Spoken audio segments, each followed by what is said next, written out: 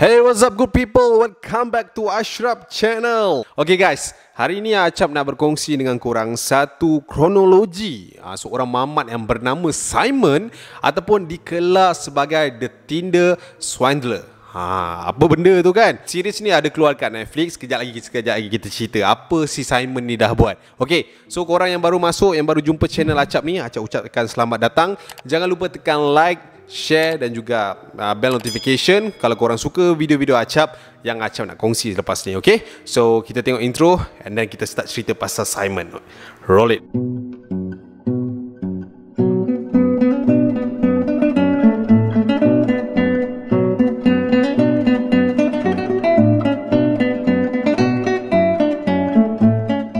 Okay guys, okay guys, baru-baru ni Acap ada tonton satu drama dokumentari jenayah lah dekat Netflix ni. Tajuk dia The Tinder Swindler. You can find a bit of everything on Tinder, but one little swipe can change your life. I only miss you when it rains. When I first talked with Simon, immediately we had a bond. When I listen to the radio. Okey, cerita ni mengisahkan tentang seorang jejaka yang menipu puluhan atau mungkin ratusan atau mungkin ribuan wanita-wanita melalui apps Tinder. Yang swipe right, swipe left tu kan, tempat-tempat cari jodoh. Dia menggunakan apps tu guys dengan menipu perempuan-perempuan ni. Dan kalau korang nak tahulah, penipuan dia setelah dikumpul, dicampur semua, telah pun mencapai RM40 juta ringgit.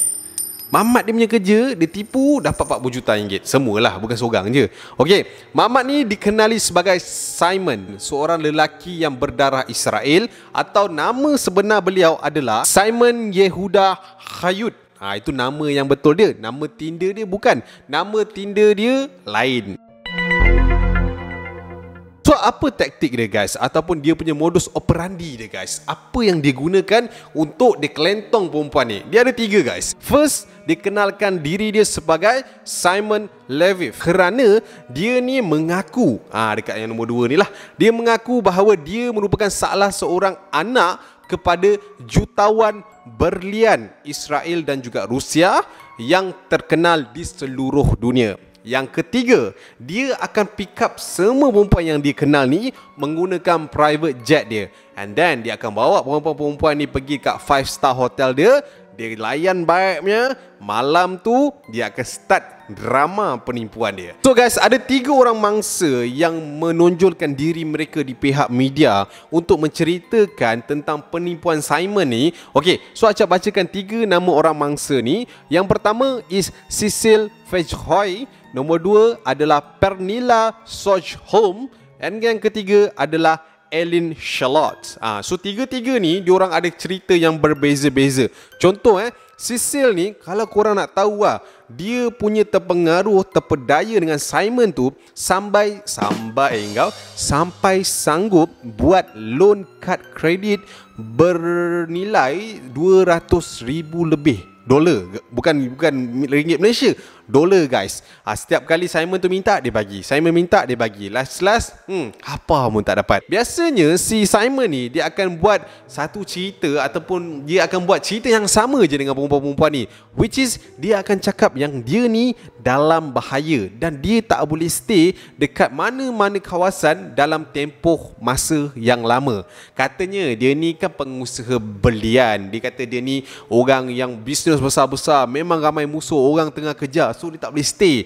So dia kena belah daripada tempat tu. So bila dia nak belah daripada tempat tu, dia kata dia perlukan duit cash. Dekat dia ni ada kad kredit je, tapi kad kredit dia tak boleh pakai. Sebab kalau dia pakai kad kredit dia, musuh tu dapat trace dia.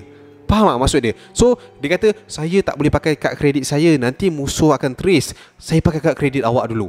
Nanti bila semua dah selesai, saya dah bayar dekat ini, dekat itu, saya akan pulangkan balik amount yang saya pinjam, kata Simon. So yang perempuan ni pun percayalah. Kalau aku pun percaya. Private jet ada, kereta mewah ada, hotel besar, pakai baju Versace, Nike tak mewah. Versace, lagi apa satu lagi tu? Gucci. Kan mana tak member tu macam okay, I willingly go to you. Maknanya dia pinjamkanlah si Simon ni. Okay, so lepas dia bagi pinjam, Simon ni dah dapat sekali, dia tak minta kali kedua. Dia akan kikis mangsa dia ni sampai mangsa dia ni kontang habis, Mat.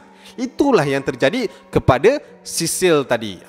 Ini cerita dia, guys. Pada Cecil ni pula, dia last kali dijumpa dengan Simon ni, Simon hantar satu gambar bodyguard dia yang dah berlumuran darah di kepala, katanya dipukul oleh musuh dia. Time tu Cecil ni dah buat kad kredit bank loan dah sampai 8 kali dah, guys. Semua bank sama amount, RM20,000, RM20,000, sampailah last kali dia buat satu lagi loan bank dekat satu lagi, total dah 9 bank, menjadikan total hampir RM200,000 dah, guys. Dia buat loan dekat bank tu, and then dibagi dekat si Simon ni. And dia tak tahu yang sebenarnya Simon ni menggunakan duit dia untuk berjoli dengan perempuan yang lain yang juga mangsa yang lain yang dia kenal dekat Tinder, which is perempuan yang kedua tadi, Pernilla tu. Pernilla ni dia berjoli sakan dengan Simon ni menggunakan duit Cecil ni tadi.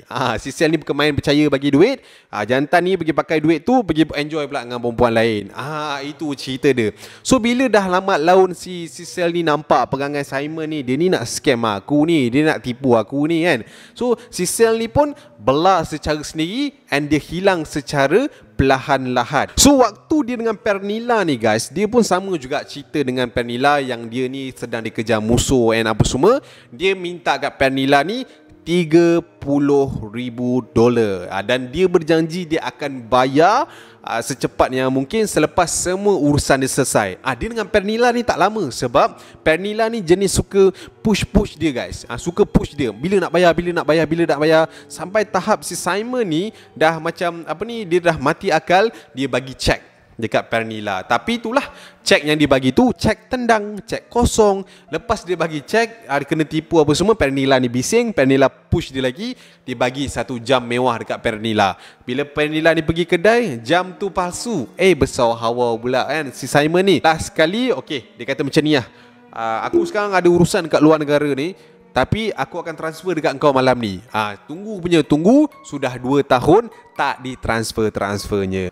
So pada hujung tahun 2018, guys, Cecil ni ambil keputusan untuk menyebarkan tentang penipuan si Simon ni. Sebab Cecil ni dah tak tahan dah, hidup dia dah dikejar oleh bank. So dia pun mengwar-warkan, dia pergi cari satu wartawan stesen TV and dia dedahkan ke seluruh negara dia tentang aktiviti si Simon ni. So selepas si Cecil ni buat liputan dekat satu dunia waktu tu, diorang ni sebenarnya tak dapat pun trace si Simon ni. Si Simon ni licik sebab pada waktu tu, guys, dia ni dah lari pergi Norway. Dia dah tak stay dah dekat kawasan-kawasan yang dia selalu pergi sebab dia tahu dia sedang dikehendaki, dan hampir setahun lebih juga dia berdiamkan diri sampailah hujung tahun 2019 di mana dia berkenalan dengan satu lagi wanita, Ellen Charlotte.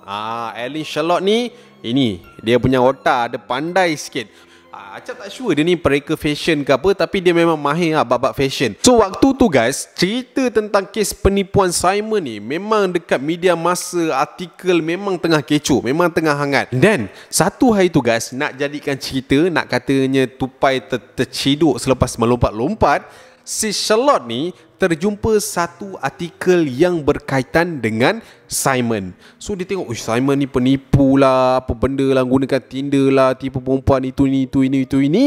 Dia pun macam, serius lah, aku tengah couple dengan mamak ni, lepas tu dapat pula berita macam ni. So si Charlotte ni pergi bawa berita tu ataupun artikel tu, pergi jumpa dengan Simon. Dia tanya, Simon, betul ke apa yang aku baca ni? Kau penipu macam ni? Kau tahu tak Simon cakap apa time tu? Awak jangan percayalah, ni semua musuh, nak fitnah saya, nak menjatuhkan bisnes saya. Pada waktu tu, guys, lepas dia dengar si Simon ni punya penafian, dia punya statement dia kata orang ditipu apa semua, si Ellen ni macam nampak ada yang tak kena dengan perwatakan Simon ni. Tapi dia bawa percayalah. Dia pun cakap, alah sorry lah Bi, saya terpercaya kat diorang. Diorang ni memang saja nak tumpang awak. Dia jealous kan awak kaya. Lepas tu dia pun minta maaf dan diorang pun berbaik semula. Tapi biasalah, guys, perempuan kalau dia nak tahu, dia akan gali sampai hujung, guys. Sampai kerak bumi pun dia akan cari, guys. Dia pergi Instagram, and pergi DM Pernilla itu sendiri. Dia pergi DM, dia tanya, betul ke Simon ni macam ni, macam ni, macam ni. And then Pernilla ni pun tanya dia, awak ni siapa dengan Simon sama apa semua. Rupanya Pernilla ni baru dapat tahu yang Ellen Charlotte ni sekarang tengah couple dengan Simon ni. So Pernilla ni dengan pantasnya keluarkan semua bukti, keluarkan semua apa yang dia ada untuk menunjukkan bahawa si Simon ni adalah seorang penipu. And waktu tu Ellen ni pun macam tersedar, tersentak, sebab apa yang diceritakan oleh Pernilla adalah sama seperti apa yang dia tengah lalui sekarang. Lalui itu macam mana? Which is daripada cara dia kenal, cara dia bawa jet, cara dia itu, dia ini, sama guys, sama. Bila dia dah tahu kegiatan si Simon ni, satu malam tu guys, si Simon ni cakap dengan Ellen Charlotte yang dia nak keluar negara sebab ada urusan bisnes. Tapi dia kata dia perlukan duit buat sementara waktu sebab dia tak nak di-trace. Nampak tak? Sama kan? So si Ellen Charlotte ni kata, saya tak ada banyak duit macam tu, tapi saya boleh tolong awak. Awak nak tolong saya macam mana? Okey, macam ni. Awak pakai duit saya yang ada ni dulu, awak naik flight, and then awak gerak daripada sini. Okey, tapi baju-baju dalam almari awak jangan bawa pun. Baju-baju saya tu mahal, sebab tu saya nak tolong awak. Sebab apa? Si Ellen Charlotte ni kan preker fashion. Dia meyakinkan kepada Simon yang baju-baju dia tu boleh dijual dengan harga yang lebih mahal daripada second hand punya price. Dekat eBay, dekat mana-mana lah social platform yang dia boleh jual. Betul, Simon ni pun percaya dekat dia sebab memang Simon nakkan duit. Sebab baju-baju tu pun bukan duit daripada Simon. Betul tak? Daripada dia nak fikir mana nak datang duit, budak ni boleh datangkan dia duit melalui jual baju, dia bagilah baju ni semua satu gerobok tu dekat si Ellen Charlotte ni, and then dia pun gerak balik ke tempat lain kot, tak silap acap dia lari ke Jerman waktu tu. Dia lari ke Jerman, and then Ellen ni pun kata, awak tinggalkan awak punya banking nanti, saya akan hantarkan duit ni kepada awak. So si Simon ni ingat yang dia dah berjaya menipu satu lagi mangsa dengan dia menggunakan pakaian-pakaian yang bukan daripada duit dia. Orang ni jual, orang ni bayar dekat dia. Macam itulah lebih kurang. Pada keesokan harinya guys, 3-4 hari juga, Ellen Charlotte ni cuba menghabiskan satu almari baju-baju Simon untuk dijualkan ke pasaran kat dalam internet lah.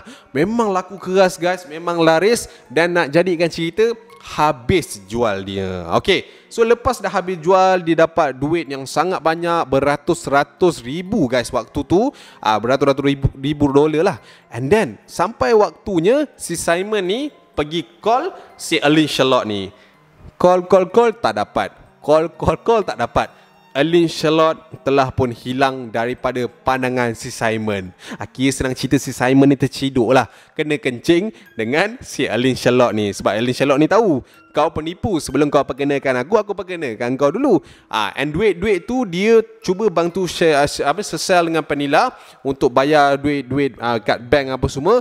And pada waktu tu guys, diorang bertiga ni memang sama-sama speak up untuk pergi tangkap si Simon ni pada waktu tu. Pada waktu dia melarikan diri ke Jerman tu guys, dia cuba balik ke Israel melalui Greece, dan dia ditangkap di Greece disebabkan kesalahan pemalsuan pasport. So lepas dia Simon ditangkap sebabkan pasport tu, dia pun telah pun di-charge atas kes penipuan terhadap perempuan yang dia tipu dekat Tinder tu. Tapi guys, waktu dia disoal siasat dan dibicarakan, dia mengaku dia tak bersalah. Sebab dia kata dia tak menggunakan kekerasan, dia tak menggunakan apa-apa ugutan ataupun unsur-unsur jenayah terhadap perempuan-perempuan ni. Perempuan-perempuan ni yang rela hati, yang seronok nak bagi-bagikan dia duit, dia just enjoy the money all over the world dengan perempuan-perempuan ni. So dia tanya kat situ, dekat mana datangnya penipuan? pisang lah kat situ kan. Sebab dia orang tak ada hitam putih, and then dia orang bagi dengan cara kerelaan hati. So si Simon ni tak adalah pukul ke apa, rogol, tak ada. Dengan itu mahkamah menjatuhkan hukuman penjara 15 bulan atas jenayah cyber dan juga pemalsuan pasport tadi. Dan si Simon ni dibebaskan setelah 5 bulan sahaja dipenjarakan dekat Israel disebabkan berkelakuan baik. Sehingga hari ni guys, si Simon ni baru je menjangkau usia 32 tahun dan dia diisytiharkan sebagai free guy dekat Israel sana. Dia tak ada rekod jenayah, tak ada rekod apa-apa. Dia orang biasa yang kalau dia nak nipu perempuan lagi pun tak ada masalah sebab tak ada unsur jenayah yang dilakukan dekat dalam penipuan dia. Dia tak ada scam, dia jumpa perempuan tu, jumpa, pukul tak pukul, rogol tak rogol. So susah. Ini adalah satu cerita di mana suka sama suka, last engkau yang kena tipu. Macam tu lah guys. And yang paling sedih sekali, yang paling menyayat hati sekali, Sesel dan juga Pernilla sampai hari ini guys sedang menanggung hutang and tengah bayar slowly dekat bank hutang diorang lah yang dia dah bagi kat Simon tadi. So itulah dia guys, kronologi ataupun modus operandi yang digunakan oleh Simon Elvis ni.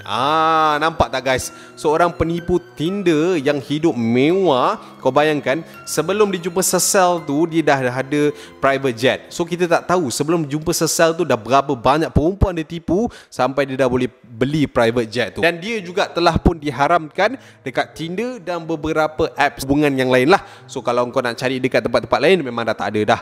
Dekat IG pun dia dah disablekan lah dia punya account. Macam tu lah cerita dia. So kalau korang nak tengok cerita dia secara movie, korang boleh pergi tengok kat Netflix lah. Tajuk dia tadi macam Acik cakap, The Tinder Swindler. Pergi tengok kat sana.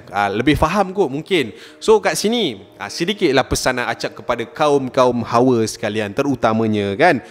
Kalau dah tengok mamat tu handsome, kaya, bergaya, janganlah katanya tak sangka kalau dia tu penipu ataupun buaya. Kerana hati manusia ni tiada manusia yang dapat jangka. Gitu. Okay. So itulah dia. Hati-hati bila kita berkenalan dengan orang yang kita tak kenal. Kita boleh jadikan cerita dia ni sebagai iktibar. Jaga diri kan. Jangan desperate sangat bila rasa single tu. Tenang sampai yang betul sampai. And yalah, Acak rasa kalau dia ni try perempuan dekat Malaysia, dah berapa ramai dah kena tipu kan. Tapi perempuan Malaysia steady. No problem, no steady. Kalau korang betul single sangat, drop je lah nombor kat komen tu. Gitu. Okay guys, kita jumpa di video akan datang. I see you when I see you guys. Assalamualaikum. Ciao.